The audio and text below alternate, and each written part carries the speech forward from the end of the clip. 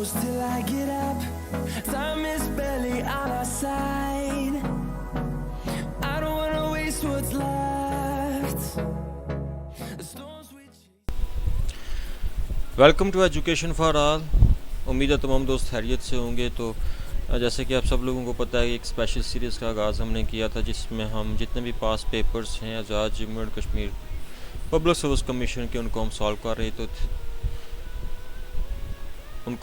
कर रहे थे और हेड मिस्ट्रेस का ये पेपर हमने कम्प्लीटली सॉल्व किया हुआ है। जितने भी इसके पेडागोजी के MCQs हैं इनको आप हमारे यूट्यूब चैनल की प्लेलिस्ट या नीचे डिस्क्रिप्शन बॉक्स में भी हमारी प्रीवियस क्लासेस के लिंक्स दिए गए हैं ताकि आप इनको बासानी विज़िट कर सकें। तो ये कंप्लीट पेपर हमने सॉल्व किया था। Azad Jammu and Kashmir public service commission बहुत जल्द head mistress, senior teacher general, senior science teacher और सीनियर बायोलॉजी टीचर के पेपर लेने जा रही है। तो सब्जेक्ट स्पेशलिस्ट बायोलॉजी का भी पेपर हमने ये कंप्लीट सॉल्व किया हुआ है। प्रीवियस पेपर से अक्सर क्वेश्चन आते रहते हैं, इसलिए कोई भी आपने प्रीवियस पेपर मिस नहीं करना। हमारे यूट्यूब चैनल को सब्सक्राइब करना मत भूलिएगा। बेल के आइकन को प्रेस करना बहुत ज़रूरी है ताकि आने वाली लेटेस्ट वीडियोस आपको वक्त पर मिलती रहें। इसी तरह ये बायोलॉजी का भी हमने पेपर सब्जेक्ट स्पेशलिस्ट का हमने अपनी प्रीवियस क्लासेस में सॉल्व किया हुआ है और हम सॉल्व कर रहे थे इस वक्त Azad Jammu and Kashmir public service commission का SST बायोलॉजी का पेपर और इसके हमने फर्स्ट 12 MCQ सॉल्व कर लिए थे। आज हमने क्वेश्चन नंबर 13 से स्टार्ट करना है और कोशिश करनी है कि ये हम पेपर कंप्लीट सॉल्व कर लें ताकि आप लोगों को ज़्यादा से ज़्यादा डाटा प्रोवाइड किया जा सके। आज का हमारा क्वेश्चन नंबर 13 है, in which of the following the teacher is ready to follow innovation, के इनमें से किसके ज़रिए टीचर जो है वो इनोवेशन के लिए तैयार होता है। A assignment method, B lecture method, C teacher centered method and D child centered method. So in a child centered approach the teacher is more likely to be open to innovation and flexible in their teaching methods. The approach focuses on the needs and interests of the students and the teacher acts as facilitator or guide rather than a lecturer. This approach encourages creativity, critical thinking and problem solving, and the teacher is more likely to adopt their methods to meet the needs of their student. के जो child centered approach है इसमें teacher students की ज़रूरतें और दिलचस्पियों पर जोर देता है और टीचर एक फैसिलिटेटर और गाइड के तौर पे काम करता है। ये अप्रोच क्रिएटिविटी, क्रिटिकल थिंकिंग और प्रॉब्लम सॉल्विंग को encourage करती है और टीचर अपने मेथड्स को स्टूडेंट्स की ज़रूरतें पूरा करने के लिए अडॉप्ट करने के लिए तैयार है। तो इसलिए फिर इसका राइट आंसर क्या होगा, चाइल्ड सेंटर्ड मेथड। बाकी ऑप्शंस की अगर हम बात करें तो असाइनमेंट मेथड क्या है। असाइनमेंट मेथड एक ट्रेडिशनल अप्रोच है जिसमें स्टूडेंट्स को टास्क दिए जाते हैं लेकिन ये इनोवेशन को इनकरेज नहीं करता। इसी तरह जो हमारा लेक्चर मेथड है एक ट्रेडिशनल अप्रोच है जिसमें टीचर स्टूडेंट्स को इन्फॉर्मेशन देते हैं लेकिन ये इनोवेशन या फ्लेक्सिबिलिटी को इनकरेज नहीं करता। इसी तरह टीचर सेंटर्ड मेथड जो है टीचर की अथॉरिटी और एक्सपर्टीज़ पर जोर देता है और इनोवेशन या अल्टरनेटिव अप्रोचेस को फॉलो करने के लिए तैयार नहीं है। तो इसलिए जो हमारा राइट आंसर है वो चाइल्ड सेंटर्ड मेथड है जो कि इनोवेशन के लिए तैयार रहता है और बच्चों की भलाई के लिए होता है। क्वेश्चन नंबर 14 है, the central principle of heuristic method is के हेरिस्टिक मेथड का जो सेंट्रल प्रिंसिपल है वो क्या है। A lecture through experiences, B learning through personal working, C learning by doing and D learning through labour. तो इसका राइट आंसर क्या है, learning by doing is the right answer. के the heuristic method is an educational approach that emphasizes hand-on learning and discovery. This central principle of this method is learning by doing, which means that students learn best by actively engaging with materials, ideas and experiences rather than simply receiving information passively. कि जो heuristic method है एक educational approach है जो hands on learning और discovery पर जोर देता है। इस मेथड का central principle learning by doing है जिसका मतलब है कि स्टूडेंट्स एक्टिवली मटेरियल, आइडियाज़ और एक्सपीरियंसेस के साथ इंगेज हो के लर्न करते हैं, ना कि सिर्फ इंफॉर्मेशन रिसीव करते हैं।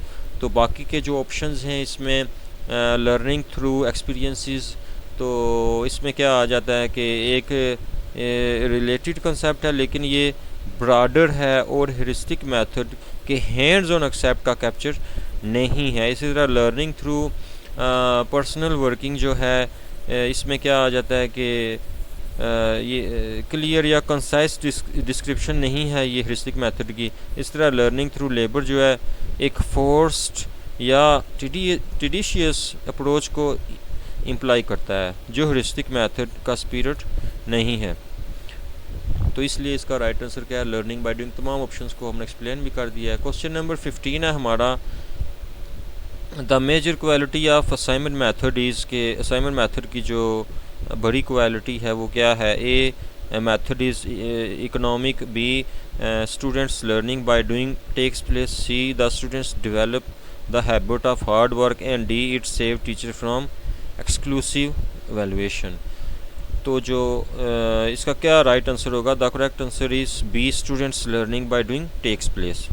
ठीक है जी। The assignment method is a teaching approach that involves giving students tasks और activities to complete often independently.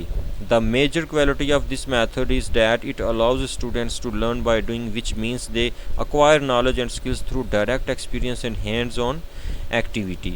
कि जो असाइनमेंट मेथड है एक टीचिंग अप्रोच है जिसमें स्टूडेंट्स को टास्क्स या एक्टिविटीज़ दिए जाते हैं अक्सर इंडिपेंडेंटली। ठीक है जी। इस मेथड की मेजर क्वालिटी है कि स्टूडेंट्स लर्निंग बाय डूइंग कर सकते हैं, जिसका मतलब है कि डायरेक्ट एक्सपीरियंस और हैंड्स ऑन एक्टिविटी के थ्रू नॉलेज और स्किल्स एक्वायर करते हैं। तो बाकी के ऑप्शंस जो हैं वो उनकी हम अगर वजाहत कर दें तो method is economic, assignment method की प्राइमरी क्वालिटी नहीं है ये, ऑल दो ये एक सेकेंडरी बेनिफिट हो सकता है। इसी तरह the students learning by doing take places को हमने एक्सप्लेन कर लिया है। The students develop habit of work. ठीक है जी। तो एक पोटेंशियल आउटकम है ये असाइनमेंट मेथड का, लेकिन ये मेजर क्वालिटी इसकी नहीं है। इसी तरह क्वेश्चन आंसर डी है, it's save teacher from exclusive evaluation. तो प्राइमरी क्वालिटी नहीं है असाइनमेंट मेथड की, क्योंकि टीचर्स को अभी भी स्टूडेंट्स वर्क को एवेलुएट करना होता है। तो इसका राइट आंसर फिर यही है कि B students learning by doing takes place. आगे क्वेश्चन नंबर 16 है हमारा, the project method is based on the law of, के जो प्रोजेक्ट का मेथड है वो किस लॉ के ऊपर जो है वो टेक प्लेस करता है। तो इसके ऑप्शन क्या हैं, A teaching, B learning, C thinking, and D interest and attention. D interest and attention. तो the project method is a teaching approach that involve students learning, students work on real world projects to learn and apply skills and knowledge. This method is based on the law of learning, which states that students learn best by actively engaging with meaningful and relevant experiences. कि जो हमारा project method है एक teaching approach है जिसमें students real world projects पर काम करते हैं ताकि स्किल्स और नॉलेज सीखें और अप्लाई करें। ये मेथड लर्निंग की लॉ पर बेस्ड है जो कहता है कि स्टूडेंट्स एक्टिवली इंगेजिंग मीनिंगफुल और रेलिवेंट एक्सपीरियंसेस के थ्रू बेस्ट लर्न करते हैं। बाकी ऑप्शंस जो हैं उसमें क्या है, टीचर है। तो टीचिंग जो है प्रोजेक्ट मेथड की लॉ नहीं है क्योंकि ये स्टूडेंट की लर्निंग प्रोसेस पर जोर देता है टीचर के एक्शंस के बजाय। थिंकिंग जो है प्रोजेक्ट मेथड का इम्पॉर्टेंट एस्पेक्ट है, ठीक है, लेकिन ये अंडर लाइंग लॉ नहीं है। इसी तरह इंटरेस्ट और अटेंशन जो है अगर हम इसकी बात करें तो ये भी जो है लर्निंग प्रोसेस में इम्पॉर्टेंट फैक्टर है, लेकिन ये प्राइमरी लॉ नहीं है जिस पर प्रोजेक्ट मेथड बेस्ड हो। आगे क्वेश्चन नंबर 17 है हमारा आज का कि how many types are classified for evaluation. Evaluation में कितनी किस्म की टाइप्स क्लासीफाइड हैं, ए 2, बी 3 एंड सी जो है इसमें 4 है, डी 5। तो राइट आंसर इज़ 4 के 4 किस्म की एवेलुएशन होती है, क्लासीफाइड की जाती है। इसमें फॉर्मेटिव एवेलुएशन आ जाती है। This type of evaluation is conducted during the learning process. ये ड्यूरिंग द लर्निंग प्रोसेस होती है स्टूडेंट की प्रोग्रेस और अंडरस्टैंडिंग को चेक करने के लिए। इसी तरह दूसरे नंबर पर समेटिव एवेलुएशन है। This type of evaluation is conducted at the end of a lesson unit or course to assess students learning outcome, कि ये एंड ऑफ द कोर्स होती है इस किस्म की जो असेसमेंट है, ये किसी लेसन यूनिट या कोर्स की लर्निंग आउटकम्स को चेक करने के लिए होती है। तीसरी टाइप जो है डायग्नोस्टिक एवेलुएशन है। This type of evaluation is conducted to identify students strengths, weaknesses and learning needs, के ड्यूरिंग स्टडी आप ये एक एवेलुएशन करते हैं, डायग्नोज करते हैं कि स्टूडेंट की स्ट्रेंथ क्या है, उनकी वीकनेसेस क्या हैं और उनकी लर्निंग नीड्स क्या हैं। इसी तरह प्लेसमेंट एवेलुएशन है। This type of evaluation is conducted to determine students readiness for a particular course और प्रोग्राम, कि ये जो असेसमेंट है ये कंडक्ट की जाती है कि इस चीज़ को डिटरमिन किया जाए बच्चे किसी कोर्स या प्रोग्राम के लिए, किसी खास कोर्स या प्रोग्राम के लिए कितने तैयार हैं। ठीक है, तो ये 4 टाइप्स होती हैं ये एवेलुएशन की, तो 4 इज़ योर राइट आंसर। तो चारों को एक्सप्लेन भी कर दिया, I hope you understand. Question number 18 है the alternative of cooperative learning, इसके कोऑपरेटिव लर्निंग का अल्टरनेटिव क्या है, तो हम इसको थोड़ा सा पढ़ेंगे। तो इसका राइट आंसर क्या है, सी डिस्ट्रीब्यूशन ऑफ वर्क जो है, डिस्ट्रीब्यूशन ऑफ वर्क जो है कोऑपरेटिव लर्निंग का अल्टरनेटिव है। तो cooperative learning is an educational approach that involves students working together in small groups to achieve a common goal. The alternative to cooperative learning is individualized learning where students work alone, but a related concept is the distribution of work which refers to the allocation of tasks and responsibilities among group members, कि जो आपकी cooperative learning है एक educational approach है जिसमें students मिलकर small groups में काम करते हैं एक कॉमन गोल को अचीव करने के लिए। कोऑपरेटिव लर्निंग का अल्टरनेटिव इंडिविजुअलाइज्ड लर्निंग है जिसमें स्टूडेंट्स अकेले काम करते हैं, लेकिन एक रिलेटेड कॉन्सेप्ट है डिस्ट्रीब्यूशन ऑफ वर्क, जो एक ग्रुप मेंबर्स में टास्क और रिस्पॉन्सिबिलिटीज़ को एलोकेट करने को कहता है। और बाकी ऑप्शंस की अगर हम बात करें तो प्लानिंग जो है कोऑपरेटिव लर्निंग में ज़रूरी स्टेप है, लेकिन ये अल्टरनेटिव नहीं है। इसी तरह डिटर्मिनिंग ऑफ एक्टिविटीज़ जो है भी कोऑपरेटिव लर्निंग का हिस्सा है जिसमें ग्रुप मेंबर्स टास्क और एक्टिविटीज़ को डिसाइड करते हैं। इसी तरह डिटर्मिनेशन ऑफ ऑब्जेक्टिव्स जो हैं ये भी कोऑपरेटिव लर्निंग में ज़रूरी स्टेप है जिसमें ग्रुप मेंबर्स कॉमन गोल्स और ऑब्जेक्टिव्स को सेट करते हैं। तो इसलिए इसका राइट आंसर हमने आपको पहले ही बता दिया है कि इसका राइट आंसर क्या है जी, C distribution of work is your right answer. तो बाकी ऑप्शंस को भी हमने एक्सप्लेन कर दिया है। How many levels consist of solo taxonomy में कितने लेवल हैं, तो A2 B4 C6 and D8, तो इसके 5 लेवल्स हैं, यहाँ पे मेंशन नहीं है तो हम इनको भी थोड़ा सा एक्सप्लेन कर लेंगे। इंपॉर्टेंट क्वेश्चन है, the solo structure of observe learning outcomes taxonomy consist of 5 levels of understanding. Number 1 pre structural, इसका लेवल है जिसमें नो अंडरस्टैंडिंग, इसमें कोई अंडरस्टैंडिंग नहीं होती, इररेलेवेंट रिस्पॉन्सेज आते हैं। इसी तरह यूनिट स्ट्रक्चरल में जो है आप 1 टास्क सीखते हैं, 1 relevant aspect of the task is understood. इसी तरह मल्टी जो स्ट्रक्चरल है, multi relevant aspects of task are understood, आप मल्टीपल जो एस्पेक्ट्स ऑफ टास्क हैं बहुत सारे कामों को आप सीख रहे हैं। इसी तरह लेकिन इसमें यह है कि इंटीग्रेशन नहीं होती है। 4 है इसका relational, multiple relevant aspects of the task are integrated and understood in relation to each other, कि जो आपका अपना एक्सटेंडेड रिलेशनल है, इसमें क्या होता है मल्टीपल रेलिवेंट एस्पेक्ट्स टास्क की इंटीग्रेशन होती है और एक दूसरे के साथ रिलेशन में समझने में आते हैं। इसी तरह एक्सटेंडेड ऑब्स्ट्रैक्ट क्या है कि अंडरस्टैंडिंग को डेमोस्ट्रेट किया जाता है टास्क को बिहाइंड कनेक्शंस बनाकर। तो ये 5 टाइप्स हैं इसके जो आपकी लेवल्स हैं सोलो टैक्सोनॉमी के 5 लेवल्स। क्वेश्चन नंबर 20 है, how many domains are in taxonomies of educational objectives, के एजुकेशनल ऑब्जेक्टिव्स में कितने डोमेन्स हैं। तो the taxonomy of educational objectives developed by Benjamin Bloom and his colleagues categorises learning objectives into 3 domains. 3 domains में Benjamin Bloom और उसके colleagues ने इसको डिवाइड किया। नंबर 1 है कोग्निटिव डोमेन, इसमें आ जाता है, ठीक है। कोग्निटिव डोमेन क्या है कि कोग्निटिव डोमेन में क्या होता है, नॉलेज, अंडरस्टैंडिंग और थिंकिंग स्किल्स आपके अंदर पैदा होती हैं। अफेक्टिव डोमेन में आपके एटीट्यूड्स, वैल्यूज़ और इमोशंस को डेवलप किया जाता है। इसी तरह साइकोमोटर डोमेन में फ़िज़िकल स्किल्स आपकी आ जाती हैं और उनकी कोऑर्डिनेशन आ जाती है। और these three domains represent the main areas of learning and provide a framework for developing educational activities। कि ये जो आपके 3 डोमेन्स हैं लर्निंग के, मेन एरियाज़ को रिप्रेजेंट करते हैं और एजुकेशनल ऑब्जेक्टिव्स डेवलप करने के लिए एक फ्रेमवर्क प्रोवाइड करते हैं। क्वेश्चन नंबर 21 है, the first step in the project method of teaching. इसके प्रोजेक्ट मेथड ऑफ टीचिंग में पहला स्टेप कौन सा है?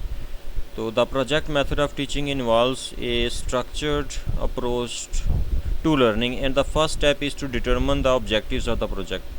तो इसमें पहला स्टेप क्या, determine the objectives of the project. तो डी हमारा राइट आंसर होगा। This involves identifying the learning outcomes, skills and knowledge that students will acquire through the project।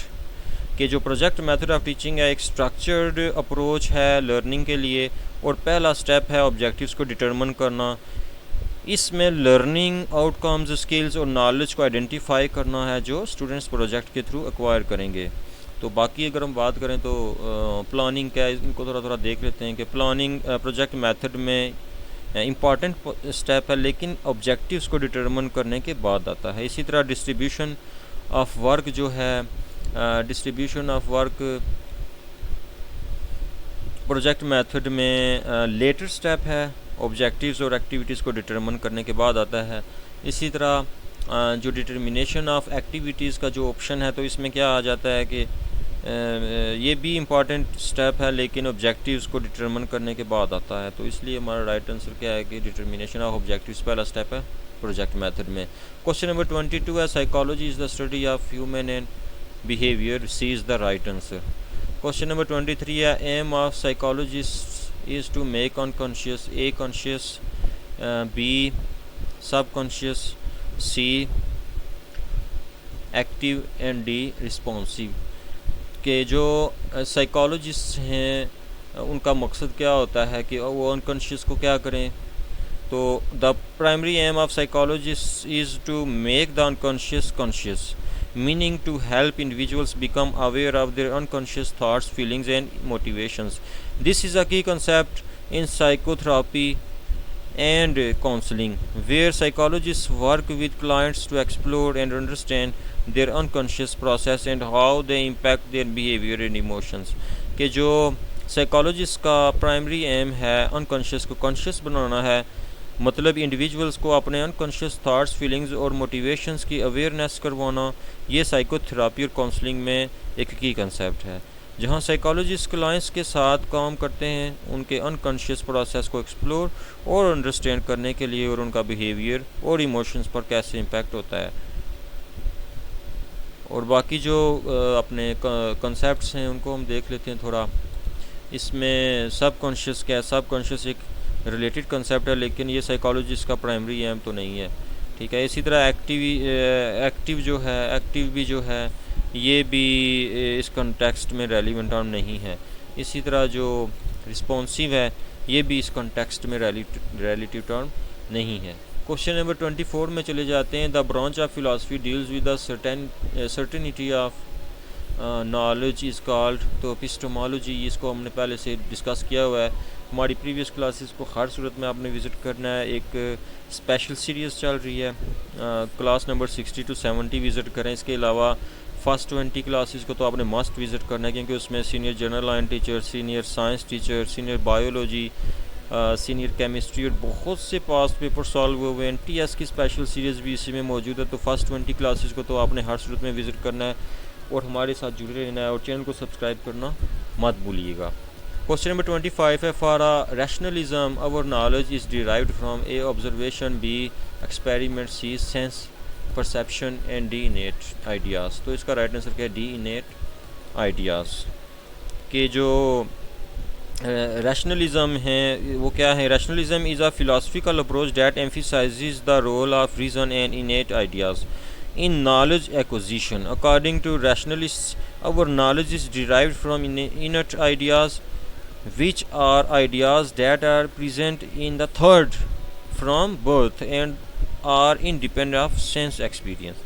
कि जो रैशनलिज़म है एक फ़िलासफ़िकल अप्रोच है जो रीज़न और इनट आइडियाज़ को नॉलेज एक्विजिशन में एम्फिसाइज़ करता है। रैशनलिस्ट को के अकॉर्डिंग हमारी जो नॉलेज इनट आइडियाज़ से डिराइव होती है, जो आइडियाज़ हैं जो माइंड में बर्थ से प्रेजेंट हैं और हमारे सेंस एक्सपीरियंस से इंडिपेंडेंट हैं। तो बाकी के जो ऑप्शंस हैं उनको चलें हम बाद में डिस्कस कर लेंगे, क्लास लंबी होती जा रही है।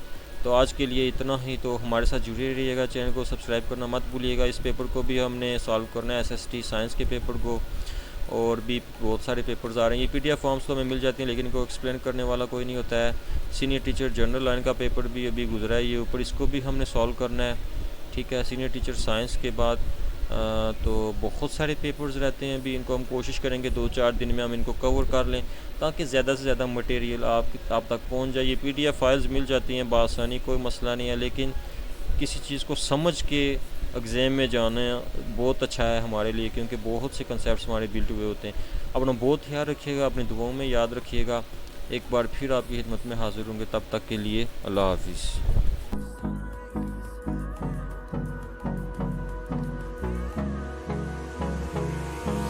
Hold me close till I get up. Time is barely on our side.